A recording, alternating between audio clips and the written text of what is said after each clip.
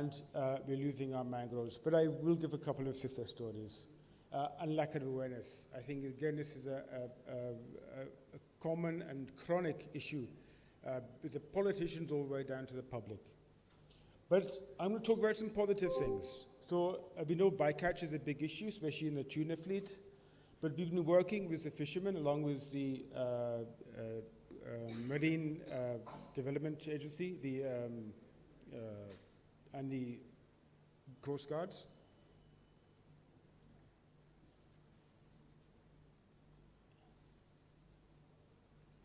Okay, I can go back one. So this is what we do. This is the gill net. By simply making it, changing it from a surface gill net to a subsurface by about 2 meters, we've reduced cetacean mortality by about 80%, which means that this guy survives and gets put back in. And now there's been a published paper on this. You reach out to me, I could share. But it does show that it does not need a lot of investment to make things better. Secondly, mangroves. Mangroves is a big success of Pakistan. About 10 years ago, we were down to 86,000 hectares due to different reasons. And we all know the benefits of having mangroves. We're still facing challenges. This is Karachi. You can see, I think this is 2001, 2018. We are losing the mangroves in Karachi. But in the Delta, we've actually restored, we is not WWF, we is WWF, IUCN, the Navy, the Coast Guards, different partners. From 86,000, we're now more than 125,000 hectares of mangroves restored. That's nearly double. This is a big success story of Pakistan that we should tell. I think we should really get into the world and tell this success story. And it is together possible. It is not WWF's responsibility, nor the government, nor the communities. It's a joint responsibility, but it does show it can be done. I know, and I'm just going to quick thing about fisheries again. So you can see on here, this is trash fish. It's not trash fish, it's young fish. We've been working with fishermen along the coastline, especially in Ibrahim Hedri, to improve the diversity of the fisheries and also the quality. And now you have crab fattening, which brings a big input in terms of national revenue and also export. I think this is my last, so I'm going to go through a lot of these, but we've been here for many years. We've been in the Delta for decades, 30 decades. And it's one area WWF Pakistan will always be. Whether we have a project or not, if your Delta is dying, your country is dying. We need to have a living in this Delta to make sure the country survives. So a lot of work on MPAs, on tuna, on crew-based observer programs, always in Marine Fisheries Department with the PSMA and the Pakistan Navy. I promise my last slide. So I think recently there's been a very good step by the Sindh government to ban trawling, benthic trawls, and perseining. They are very devastating fishing types. And I think this is a very bold step by the Sindh government, and I think we should support them in actually implementing the stopping of benthic trawls, which destroys everything. So you have no shrimps left, you'll have nothing. A bold and difficult step, but one I think if other countries have done it, we can manage, and inshallah we can recover some of these ecosystems. We don't have enough MPAs. We have, I think, we have a stole, a new one's being established now. We need new MPAs to actually fulfill our 30 by 30 targets. We have to do something about the pollution. I don't have an easy answer. It needs investment and innovation, and we need to halt the habitat degradation. So it's not only the mangroves, but the coastals. We don't have coastal corals, but we do have corals, and we do have a beautiful coastline. We need to keep it beautiful and pristine. We don't do tourism very well. Look at Naran. Look at now GB. So I think tourism is a potential, but we have to go about it in a very careful and planned way, because I would love to see domestic tourism, but as the mountains, the marine is also a very fragile ecosystem, and we should do that with trepidation.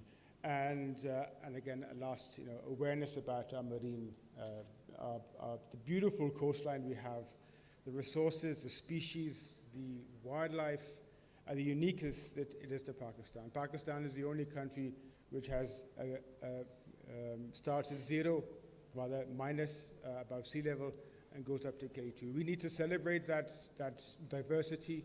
We need to tap into the potential, but we also need to do it in a thoughtful way. Thank you.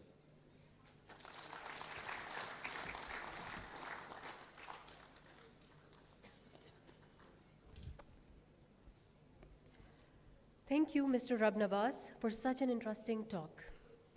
I would now like to invite Rector Bahria University, Vice Admiral Asif Khalik, Hilal-e-Imtiaz Military Retired, to deliver his thank you note. Ladies and gentlemen, please give him a warm welcome.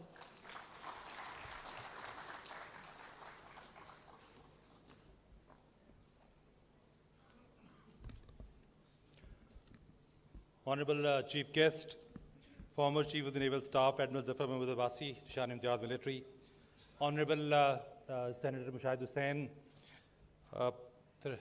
Honorable Sri Lankan High Commissioner, President Nima, foreign diplomats, worthy speakers, flag officers, distinguished guests, ladies and gentlemen, Assalamu alaikum and good morning. I know we have overshot the time, so I'll try and be quick. As we wrap up the first session of the International Maritime Symposium, it is my distinct honor to extend heartfelt thanks to you all on behalf of Bahria University as well as NEMA. I would like to express my profound appreciation for our esteemed speakers and panelists for generously sharing their expertise and insights. Let me say that your contributions have set the pace and established a solid foundation for the productive discussions that will take place during the subsequent sessions of the symposium. Just to sum up, today's first session highlighted the significance of maritime security as the cornerstone for unlocking the potential of blue economy. Blue economy, which is to the tune of $24 trillion globally, has to be protected. Our discussions today shed light on how the blue economy can act as a transformative force for both national and global development, driving economic prosperity while ensuring the sustainability of marine ecosystems. For Pakistan, with an untapped maritime potential estimated at around $600 billion, embracing the blue economy is not just an economic opportunity, it is a strategic necessity that requires effective collaboration with the other nations.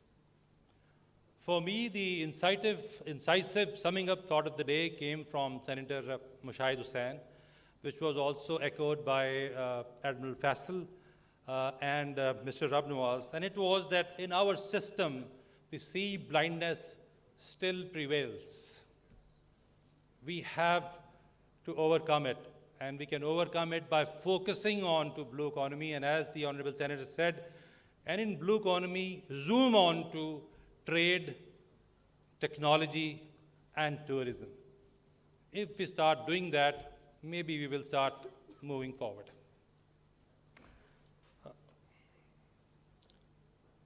Ladies and gentlemen, I believe that the insights gained from this session will guide Pakistan and other developing nations in realizing their maritime potential, enhancing economic resilience, and contributing to global sustainability as outlined by the United Nations Sustainable Development Goals. I'd like to reiterate my sincere gratitude and thanks to all our speakers for setting an inspiring tone for the discussions yet to ensue. I'm sure your invaluable contributions will resonate beyond this forum and influence broader maritime policy dialogues in the future. I would also like to thank all our distinguished guests for their presence, which greatly enriches this symposium. As we continue with the ensuing sessions of the symposium, I wish you all fruitful discussions and eagerly anticipate the thought-provoking sessions that follow. I thank you all.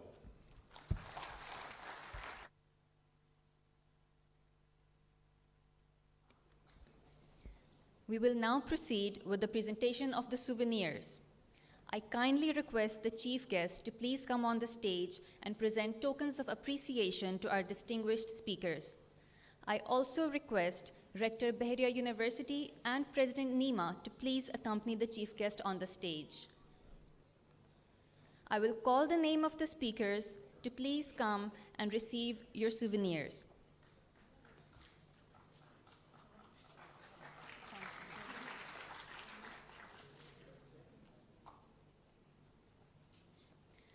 Syed Hassan Sajjad, CEO of Telec.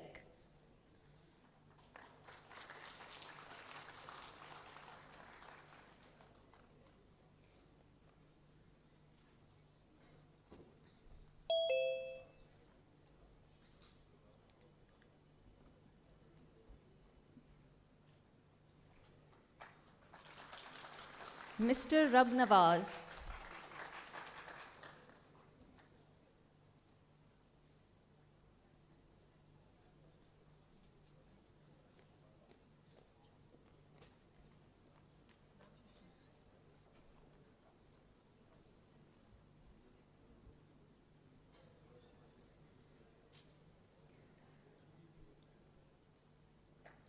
Rear Admiral Faisal Ali Shah.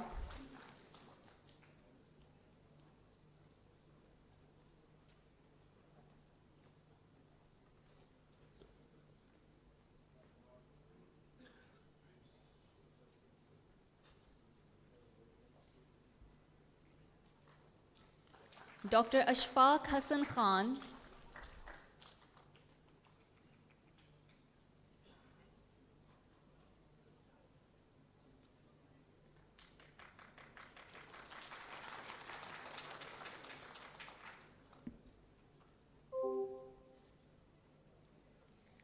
Dr. Shahida Jafri.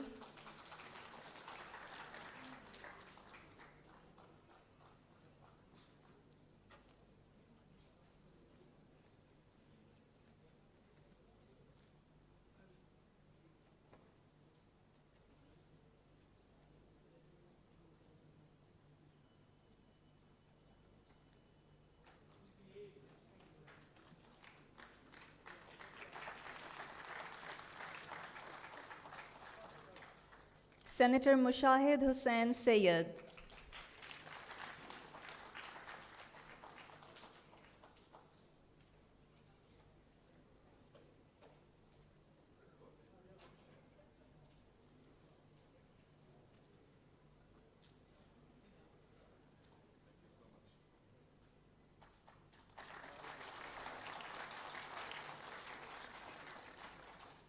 I now request Rector Bahria University and President Nima to present the chief guest with the souvenir.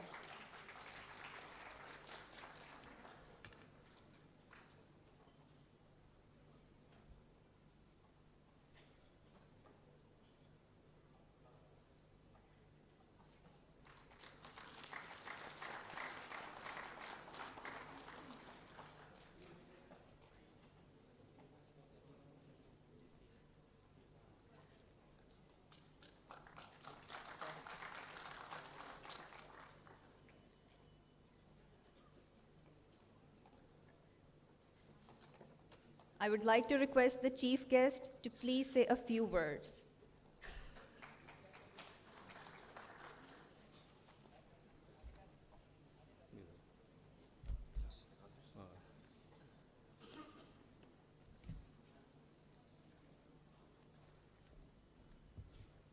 نحمده ونصلي على رسوله الكريم أما بعد أعوذ بالله من الشيطان الرجيم بسم الله الرحمن الرحيم رب اشرح لي صدري ويسر لي أمري واحلل عقدة من لساني يفقهوا قولي صدق الله العظيم. My dear friend Admiral Ravi, I always call him Ravi because his full name is a tongue twister. Senator Sahib, Mushahid Hussain Sayyid Sahib, Asif Khalik, Vice Admiral, Rector, and President Nima, Admiral, Vice Admiral Ahmed Saeed. First of all, thank you very much for inviting me to this symposium on a subject which is very close to my heart. And it was one of the pillars of my command vision when I took over as CNS. Listening to various presentations, I had a feeling of déjà vu, because this is not the first symposium on this subject that we are holding. Mushahid Sahab mentioned 2016 in Gwadar, but such symposiums on maritime economy we have been holding, I think, since my younger days in the service. So the question that needs to be answered is that why so many symposiums, so many findings, recommendations, they have not yielded any tangible results, and we have not seen improvement in our maritime economy or uplifting of the socio-economic conditions of our coastal communities. I have some thoughts on the subject, but before that, I would like to share some of my observations that I had made during my long experience at sea. First of all, I would like to, mention the story behind that discovery of, hydrocarbon resources in Pakistan's maritime zones that Mushahid Sahab mentioned. When I took over as commander of the Coastal Command in 2012, Coastal Command, the naval officers know, but for the others, responsible for the entire coastline of Pakistan. So it was my area of responsibility, so I had a detailed visit of coastal areas. And I discovered that, there are mud volcanoes along our coast, and especially in the area close to Buzi Pass. And I have seen myself that small mounds, mud oozing out of them with the methane gas. So I was convinced that Pakistan offshore zones have a lot of hydrocarbon potential. So when I became the CNS, I engaged the Chinese. During my first official visit to China, I met their Minister for Natural Resources, who also happened to be the chairman of the China Geological Survey. And I requested him for a comprehensive hydrocarbon resource survey of our coastline, of our maritime zones. And he agreed to that, and subsequently, end of 2018 and end of 2019, two surveys were done by the Chinese of the maritime zones of Pakistan. And subsequently, I'm told that third survey was also conducted. And as per the preliminary reports, Pakistan had a large deposit of hydrocarbon resources in the form of gas hydrates. And as per the optimistic estimates, Pakistan was fourth on the global level reserves, and as per the pessimistic estimates, it was 11th. So it would be anything between 4th and 11th. Now, at that time, the extraction technology to extract hydrocarbon resources, oil and gas from gas hydrates was in experimental stage. The Chinese were doing this experiment in the South China Sea, and the Canadians were doing that. I was told that it would take another 5 or 6 years to mature the technology. And I'm glad that today we see the results and the news reports that Pakistan, inshallah, will be able to reap the benefits of the offshore zone. This, I think, would be the first major tangible benefit, and in another couple of years, if this is pursued in earnest, Pakistan would be a major player in global energy market. Then Gwadar Port, it is jewel in the crown of CPEC. But unfortunately, 2005, first phase of Gwadar Port, 3 multi-purpose berths were inaugurated by General Musharraf, then President, and almost 20 years have passed and no progress has been made. No berth has been added, and I think breakwater, even the breakwater had not been built. And on top of that, we have not been able to provide even the basic services to the people of Gwadar. They don't have access to clean water or 24/7 electricity. And this issue of naval base at Gwadar, I personally feel that Pakistan's geostrategic location is much talked about. It has almost become a cliche now. But this geostrategic location can only be leveraged if we have a port in Gwadar and a functioning port in Gwadar and a naval base there. This base should have been built along with the port, rather much earlier, because Navy is there since 1983. And when I, took over as CNS, this was my priority, and we made all the feasibility studies, and the plans are made and sent to the government for approval. And then, people who make decision in Pakistan, they put a spanner in that. And I am told that it is still not approved. And I would urge the naval headquarters to keep pursuing it. And this is, required for the development of our blue economy. The world's energy highway traverses just south of Gwadar, emanating out of the Strait of Hormuz. And if we have to leverage this advantageous position, the naval base at Gwadar is an imperative. Then as I've said that I have visited in detail the coastal areas, there is a lot of potential of tourism, as somebody mentioned earlier in one of the presentations. There are pristine beaches, mud mountains carved beautifully out of centuries of monsoon wind action. And I would especially like to mention Khor Kalmat, which is, blue water lagoon located between Karachi and Gwadar. It's a natural harbor, and it can be turned into Venus of Pakistan.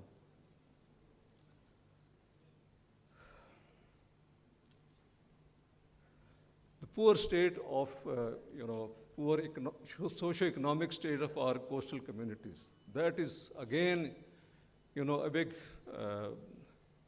impediment towards the growth of our maritime economy. Because coastal areas are from where you can launch economic projects out into the sea. And if coastal communities, there is no peace and tranquility there, you will always have this security problem out at sea. I will just give you two examples that I personally experienced. When I was Director General of the Pakistan Maritime Security Agency in 2010, I visited Pasni Fish Harbour. Pasni Fish Harbour was constructed with German help in 1986. So in 2010, the fish harbour was blocked because of siltation. And these fishermen, they literally begged me, कि admiral साहब किसी को बताएं जाके कि हमारा जो रोज़ी जो है वो ख़त्म हो गई है. And I approached everybody I could. And the irony is that JICA, the Japanese, that aid agency, it had given 800 million rupees to the Balochistan government for this purpose, for Pasni Fish Harbour, which was lying with them. So I think it is still blocked. And resultantly, the youth of Pasni, when they lost this legitimate job opportunities, they were hired by, terrorist organization, and for paltry amount of money, they used to kill non-locals.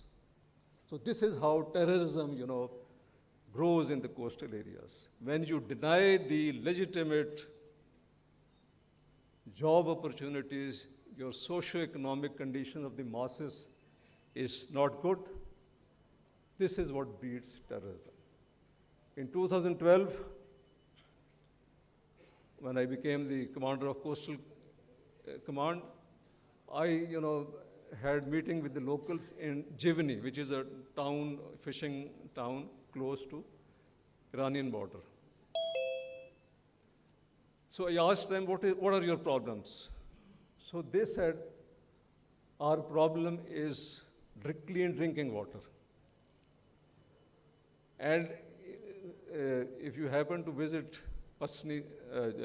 Jivni, there is a naval air station which is now with the Pakistan Navy, but it was built by the British during the Second World War.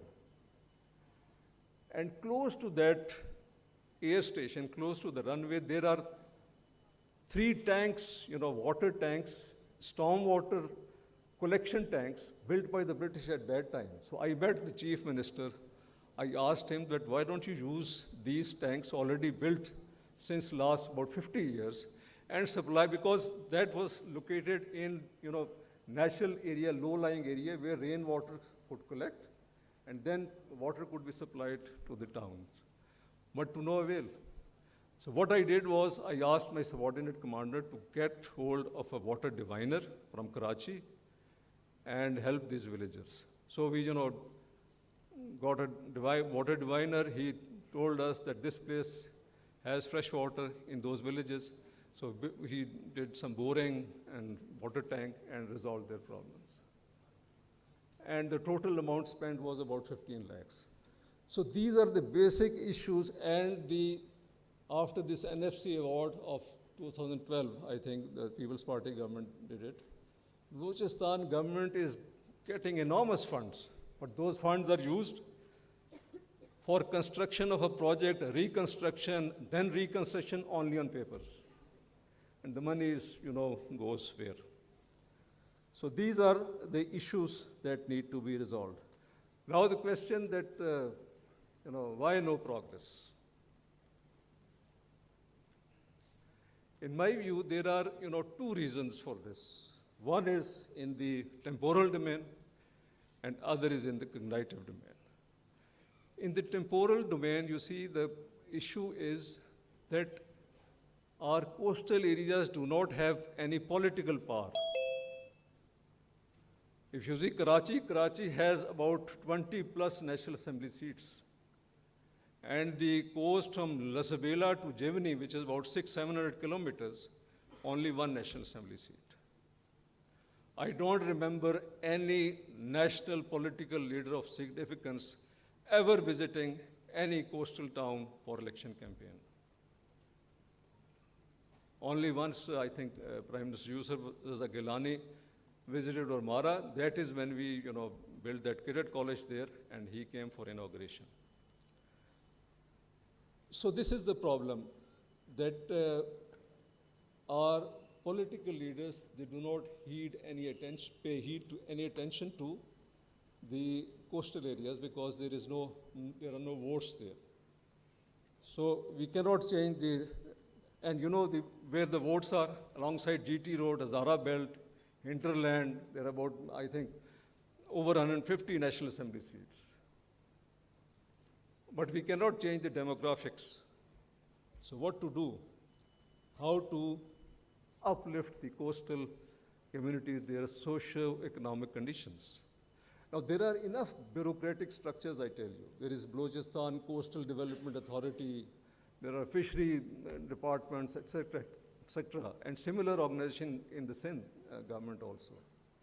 I think what NEMA needs to do is to conduct a study as to why these, bureaucratic structures are not delivering. What are the issues?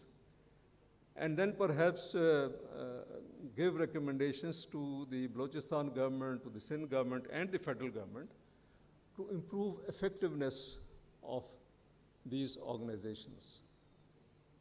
And I tell you, the coastal areas are very sparsely populated. There are hardly, thousands of people living there. And you don't require, billions of rupees to uplift them. Just the amount of funds given to the provinces under the current NFC would be enough to uplift them. And the second, I think,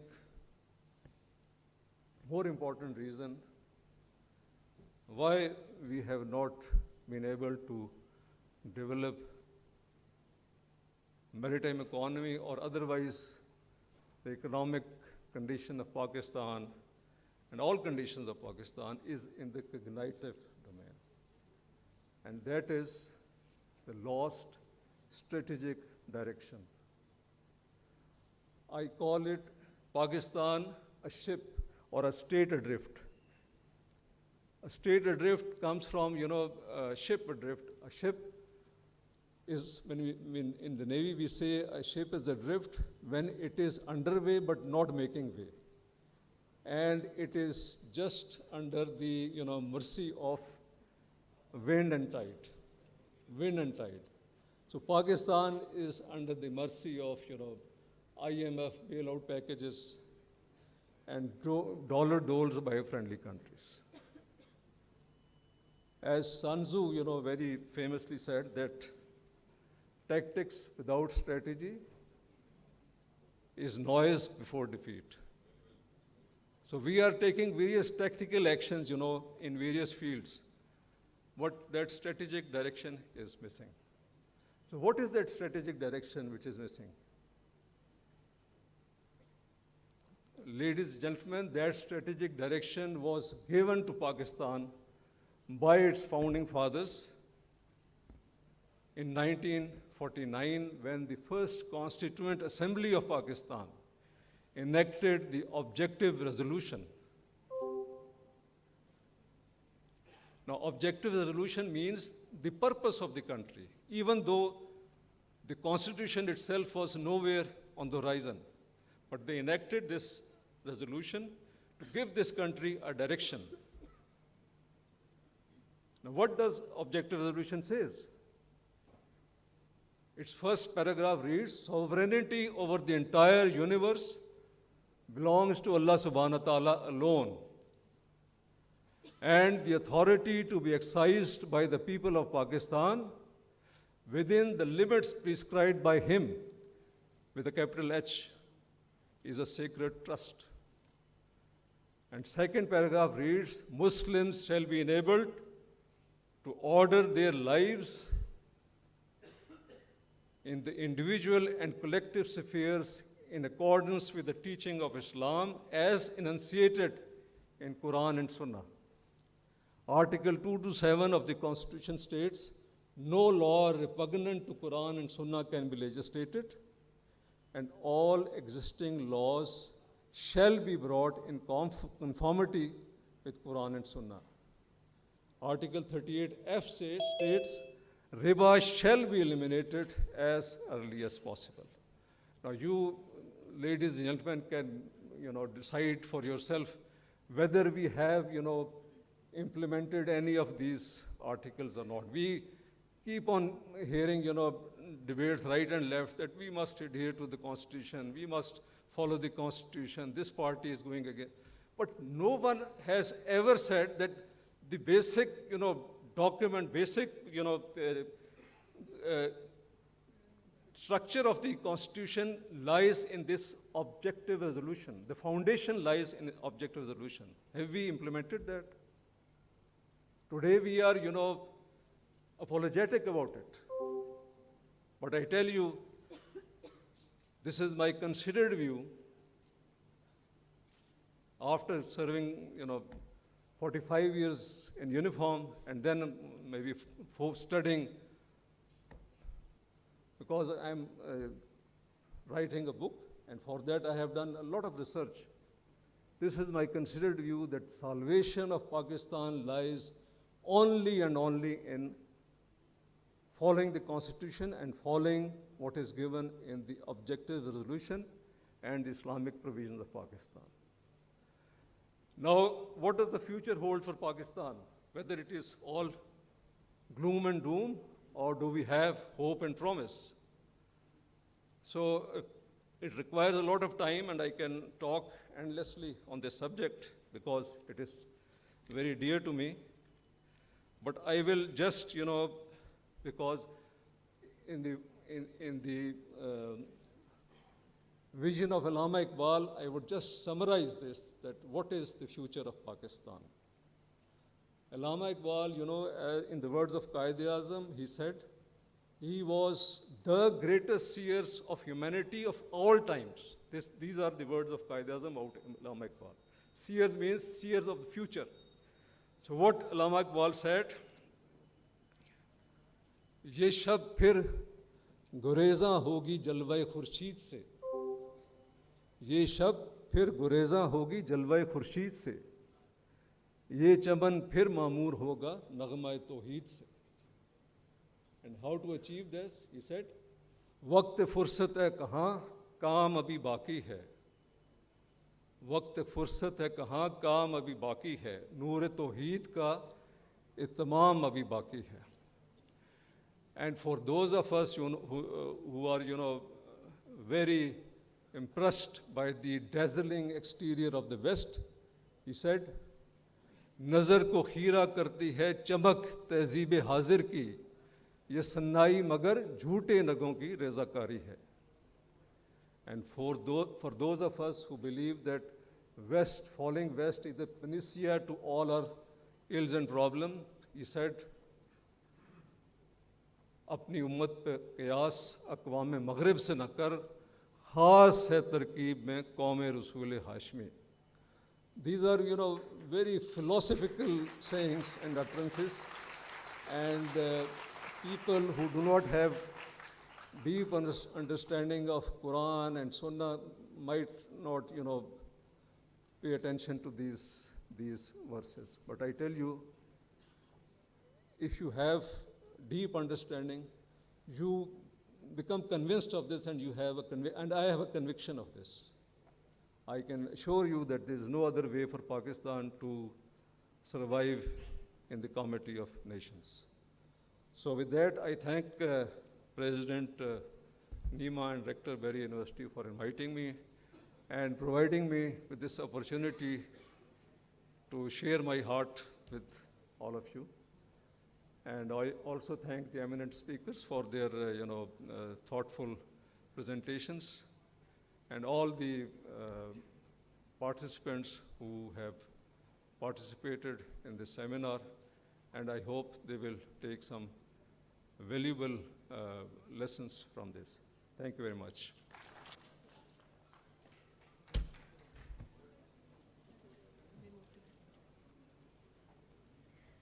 Thank you so much, sir, for your gracious remarks. Ladies and gentlemen, we will now have a group photograph with the chief guest and our respected speakers. I request Rector Bahria University and President Nima to kindly accompany the chief guest to the stage. I would also request all the esteemed speakers and representatives from TELEC to kindly come up on stage.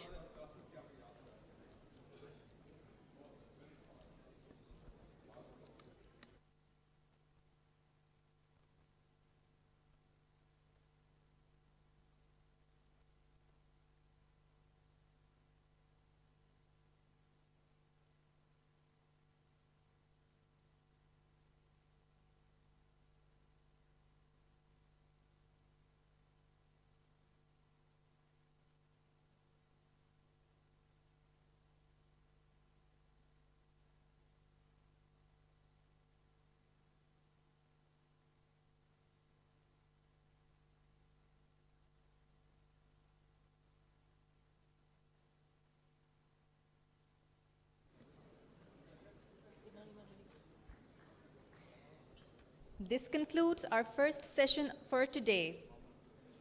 Thank you all for your participation. We will take a break of 25 minutes and gather back here for the next session.